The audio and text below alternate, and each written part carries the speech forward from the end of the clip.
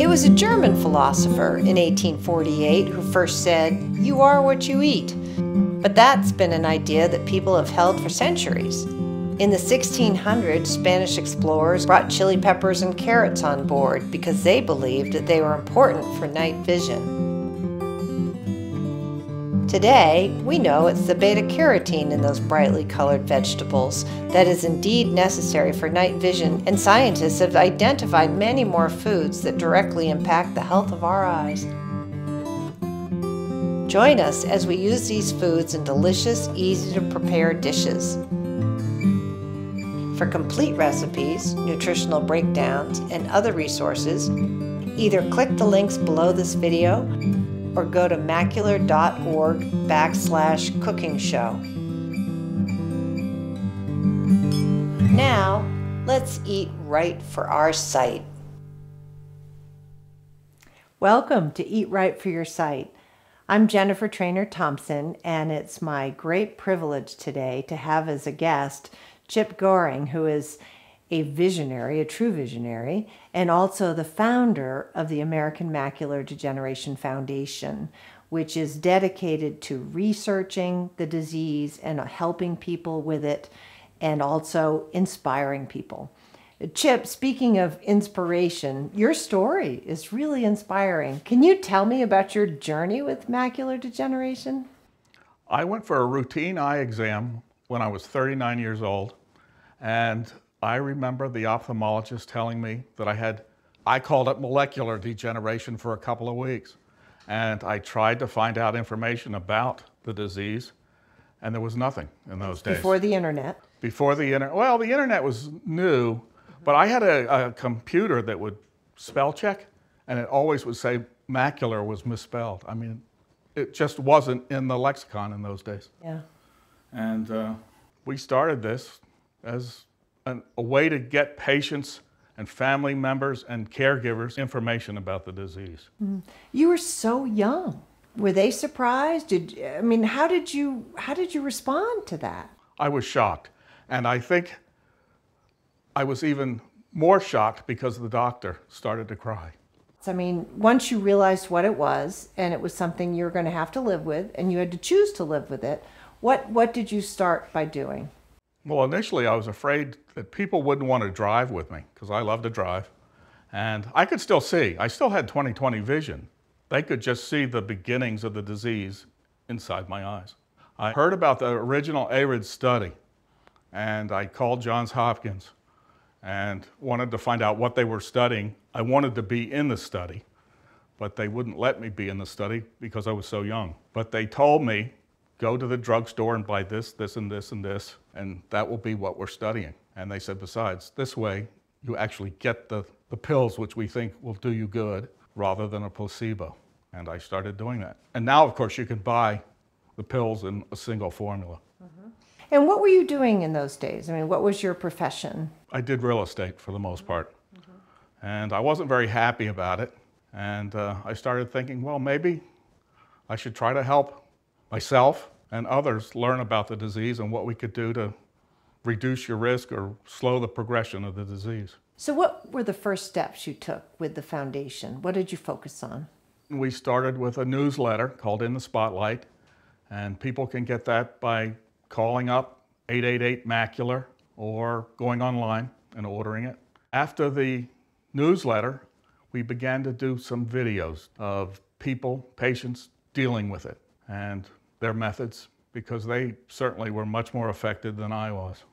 We founded something called the Vision and Art Project. Then we worked on the cookbook. How did you think about a cookbook? Well, I knew that certain ingredients that you eat, certain amounts of them, were supposedly good for your eyes. And I thought, well, let's do a cookbook. But one of the key aspects of that cookbook was to break down the lutein, the zeaxanthin, the zinc, whatever, how much per serving that you would get, and then you would have some inkling of what to eat every day to get the recommended amounts of these things. And I'm glad to be part of it. And should we do a little cooking? Sure. Okay. Let's start with a carrot cumin soup. Carrots are very good for your eyes. One of the highest sources of vitamin A, which is critical to eye health. And so we're going to start by sauteing some onions and garlic. If you want to put 2 tablespoons of olive oil in there, and let's use the tablespoon measurer, which is, can you see what it says? They're large enough. And I am going to use the bumps that we talked about yesterday for visual acuity, that I'm going to reach the top 2, and then the one on the far upper right. All right. So I love fresh garlic, and I love using a garlic press and a bulb of garlic, but as an option, if that is challenging to you, you can always use chunky garlic in paste. There are many organic varieties, so if you want to just squeeze in the equivalent of about, I don't know, a teaspoon.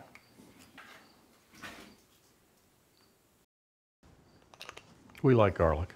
We were talking offset earlier how there was a lot of propaganda during World War II that gave carrots to RAF pilots to increase their visual acuity and night vision. But they are one of the healthiest foods you can eat. And I must say, having worked on Eat Right for Your Sight has changed my diet. I think about having a salad every day, and I think about having different colors. The colors of the rainbow are critical to eye health. You want the dark, the light, the medium. You want different colors, even with peppers. And we're going to cook a quesadilla later, which has 3 different colors of peppers. So I think you can put the onions in now. How do you create and sustain a good support network, which I think is critical in any kind of illness? I have, as I said earlier, great friends, and we just do things that are normal. And I still drive. Friends come and stay. And you work on projects together. Work on projects. Always a project, or 3 or 4. Yeah. So. You know, I remember when I was in my early 30s, I had a tragedy occur, and all my friends were getting married and having babies, and, you know, their early 30s, had great jobs. And I went to the doctor and I said, very selfishly, why me? You know, everybody is having fun at my age, and why am I having this darkness that's happened to me? And he said, everybody has that. You just can't see it. Yep. And I think that's true of everyone. Everyone, yes. I think if you're affected by things like macular degeneration, that can maybe help when you realize that you may not see what others are facing, but everybody's facing something. Well, I don't tend to think about it even now every day. I can't let myself be weighted down by the fear of what may happen. And as long as it can be like it is, I can function totally normally. Yeah. Can I get you to stir these? Sure. If I keep talking too much, I'll burn them. I burn them all the time. Don't want to do that.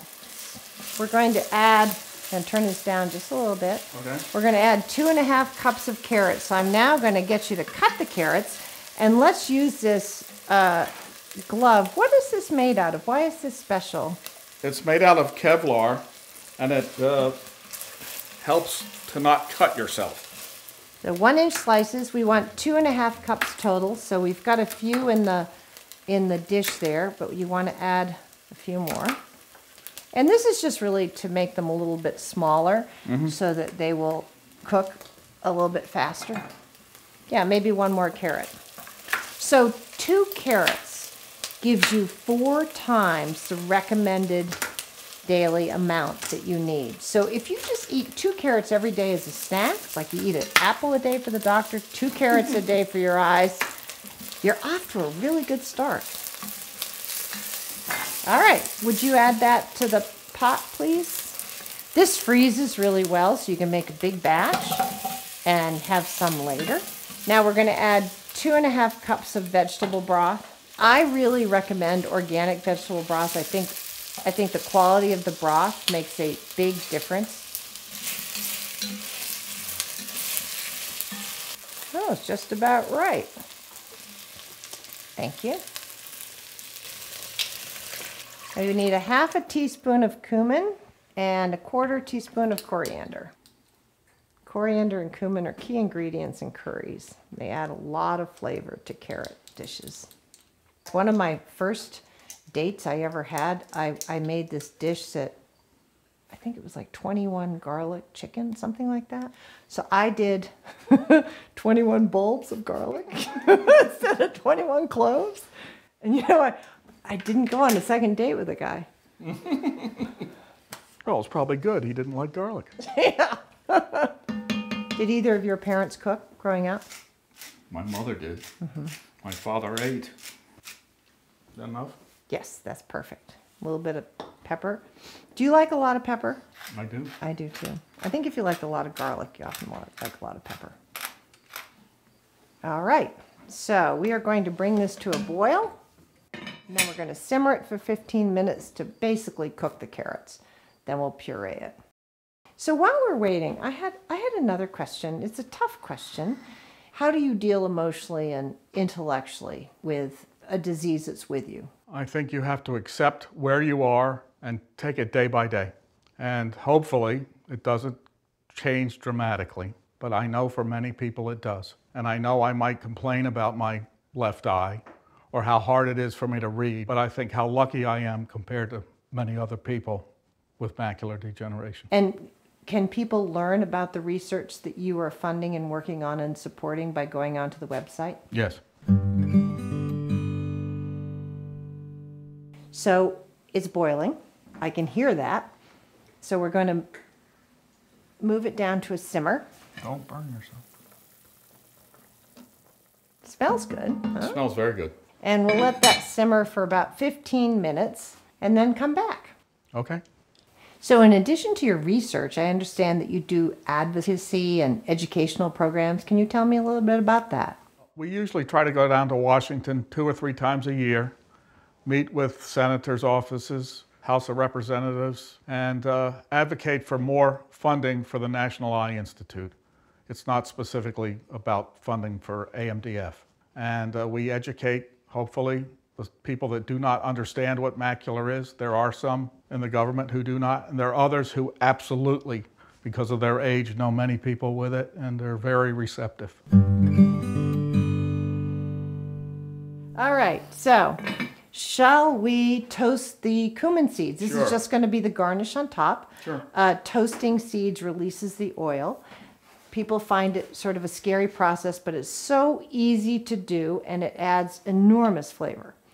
So let's pick the front burner on the right. So I'm going to do this slowly without looking. We're going to heat up a dry pan.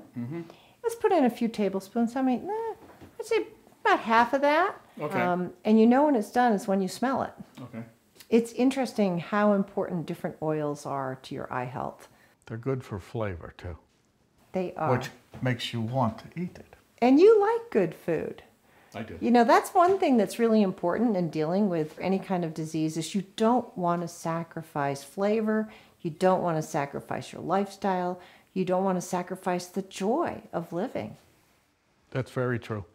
All right, I think you can put those in now. So we have simmered the soup for about 15 minutes. We've let it cool a little bit, and now an immersive experience. We're going to puree the soup, and we can either do an immersion blender or we can do an actual blender. So let's do an immersion blender.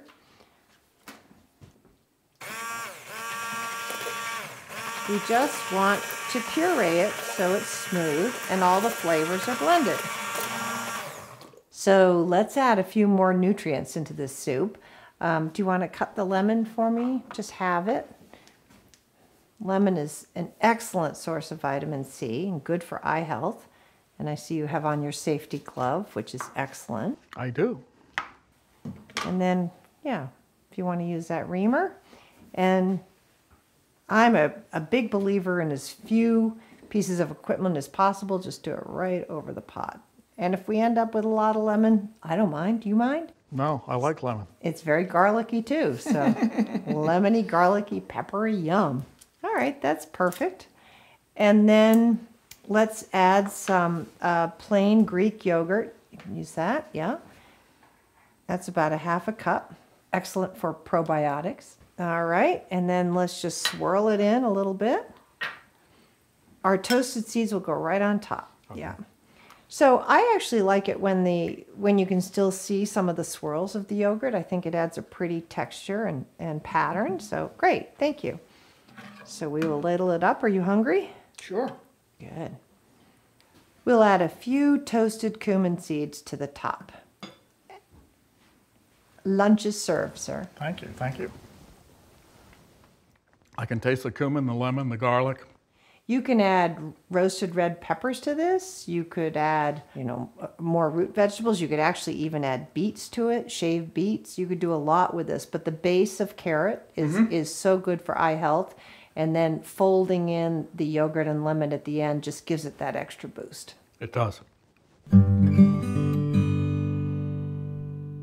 We just made the carrot cumin soup, and now it's my pleasure to have in our kitchen Matthew Levine, who also works for American Macular Degeneration Foundation. Hi, Jennifer. Welcome.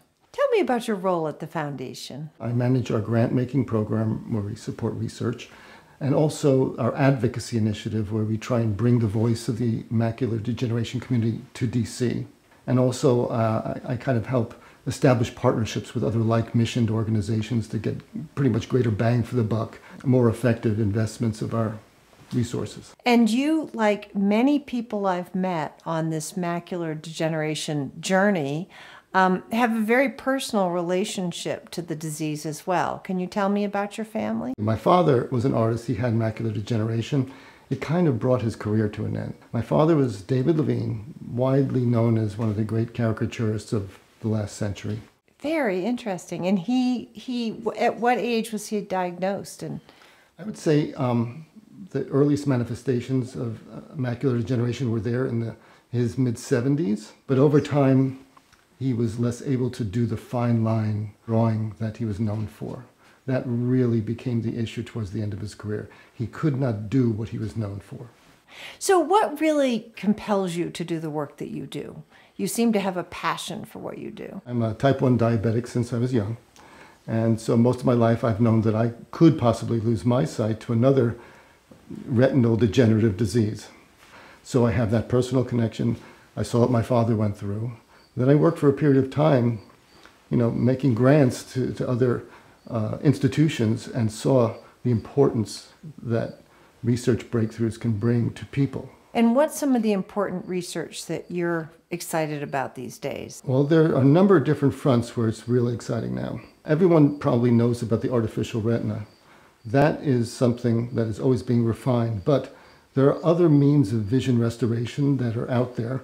In fact, AMDF is supporting a project where it's possible that through a very simple laser approach, people can regain maybe 3 lines of their vision. That's one thing. Gene therapies are also emerging, where there are a number of different forms of gene therapy, but we are supporting research into a therapy that would modify the whole cascade of genetic fallout from being born with the genes you're born with. That's another area. Then there's research going on all the time into the basic foundational elements of the disease. We've got some resources directed at that. And then there's quality of life research that enables people to live with the disease better. And we have some significant investments in that area also. So one thing that really impresses me about the American Macular Degeneration Foundation is the creative approaches that you take to building awareness, such as the cookbook, Eat Right for Your Sight. What are some other projects that you're working on that are exciting? Well, we're also developing a platform online, an educational platform that's highly interactive, that will educate people, allow them to answer questions of people with expertise and get answers. Another one of our really effective programs is this pin that I'm wearing. I love that you're wearing. This pin is an awareness raising device. It's not only a beautiful looking pin, but it prompts the question, what's that pin you're wearing? And after you get that opportunity, if someone asks you the question, the response is, oh, well, this is from the American Macular Degeneration Foundation. It represents different aspects of the disease. They're all embedded symbolically in it. The most important thing is that it starts the conversation. It breaks the ice. It may give you the opportunity to tell someone that you have the disease. They may not perceive it visually. And it's highly effective because pretty much anyone that sees you wearing this button says, what's that button? So how might one get one of these buttons? You can go to macular.org and order one. You know, communications from the foundation, you'll get one. I could see earrings too. We've thought of it. So there are a number of well-known chefs that have contributed to this cookbook, and one of them is Andrew Weil. And this is a Tuscan kale salad, and as we've discussed earlier, kale is perhaps the most super of the superfoods. I have never been able to get my kids to eat kale. Kale chips are like, you're just like a stealth missile and it didn't work, Mom. But kale salad they love, and what's great about it is that it gets better with age. So you can make it in the evening, you can have it the next day for lunch. So let's make some. Absolutely. I've got to try keeping it overnight. Yeah. So I chopped some of this last night, which I will often do if I'm in a hurry, if I'm working, and I know that I want to put dinner on the table quickly. So we've got about 4 cups there. And then we need another 2 cups. So if you can help me, we're going to stem the kale. Just remove the stem. You know, using this kale reminds me that the significance of kale and its nutritive value is based largely on research conducted by one of the researchers whom we support. And this knowledge has become the basis for most of the recommended lifestyle changes that a person can make in early diagnosis. Tell me about this researcher. Well, her name is Dr. Joanna Seddon, and she investigates the interplay between the genes that you're born with and the lifestyle that you conduct. And it turns out that one influences the other and vice versa. So eating the correct foods, such as kale, supplies you with nutrients that help either slow the progress or reduce your risk of developing the disease. And eating something like kale, which has antioxidants in it in the presence of a healthy fat, like olive oil I see you've got out here, helps the body to absorb it. Dr. Seddon co-authored Eat Right for Your Sight, and I must say I was really struck by her dedication to, you know, pinpointing the foods. It's like, well, it's like any medicine, right? You have to target what particular nutrient is good for what particular part of your body. And kale was the star of the show.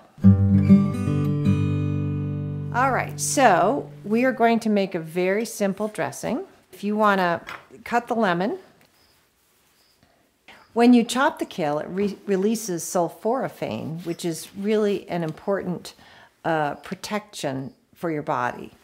It's also, kale is very rich in antioxidants and nutrients and lutein. It has the highest amount of lutein, correct? Correct. Can you tell people a little bit about lutein? Well, lutein and zeaxanthin are carotenoids that are found in tremendous concentration in the macula.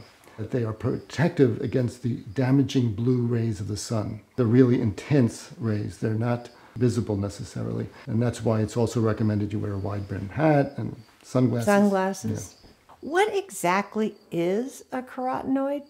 Carotenoid is an antioxidant that helps absorb free radicals. Free radicals are oxygen molecules that are emitted by the body's metabolism.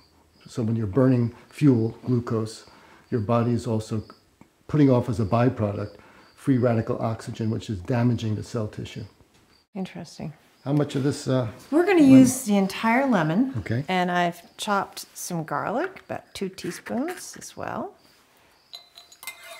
And of course, the vitamin C in lemons is another nutrient that your body doesn't manufacture. Spoons of olive oil. A little bit of salt and pepper, please. Tell me when. That's plenty. And then, just for a little variety, let's put in a few red pepper flakes. Chili peppers are very good for you. Be a little sparing here. Okay. And why are chili peppers good for you? They're very rich in vitamin C. Oh, so that adds to the C already in here. It does. All right. So we will pour this over the kale. And if you'd like to toss it for me, there you go. I have to say these are exquisite tongs. They are. We've made breadcrumbs, and they're so, it's a great use of stale bread, especially French bread. You can just cut it, and then I just saute it with a little garlic on both sides. It crisps up. You can stick it in the freezer, or you could substitute walnuts. Why would it be good to substitute walnuts? Walnuts are an incredibly good source of omega-3 fatty acids, which have been shown to be highly beneficial to the eye. And are almonds and other kinds of nuts as rich in that? Not quite as rich. I would say hazelnuts might be a close second, but walnuts are really the leader. Not breadcrumbs, but walnuts. I have to say that salads are really one of my favorite meals. You should try to have a green salad every single day in some form or another. Makes sense. For eye health. Makes total sense. Best way to get those antioxidants that you really need. So we made the kale salad, and I think it'd be nice to have a quesadilla with it. I know that many families have the challenge of getting all the nutrients into the dishes that their families need. And bell peppers in particular are really amazing vegetables. Can you talk a little bit about their value? High in vitamin C, beta carotene, other carotenoids. Really important for eye health. Yeah, and skin, and heart, and whole body health too. This dish that we've made here has 3 different kinds of peppers, yellow, red, and green. You could also substitute orange. You could add some diced zucchini. You could make a quesadilla with black beans and cilantro and corn. Basically, it's a vehicle for creating a very tasty treat that you can have with a salad, on its own as a snack, or even for a very light dinner. Basically, it's a tortilla in a dry skillet, and to which we add we cook a little bit with olive oil, salt and pepper, and red pepper flakes, and a little bit of garlic. The peppers, chopped peppers. We sprinkle it with about 1/4 cup of cheddar cheese, put another tortilla on top, and we cook them on each side till they're golden brown, which is about 2 minutes per side. And then we can just quarter them for lunch or dinner that kids and adults will like. I'm ready to eat. Great. Thank you for joining me today. I'm Jennifer Trainer Thompson. We really are enjoying this series where we're trying to eat right for our sight. We'll see you next time.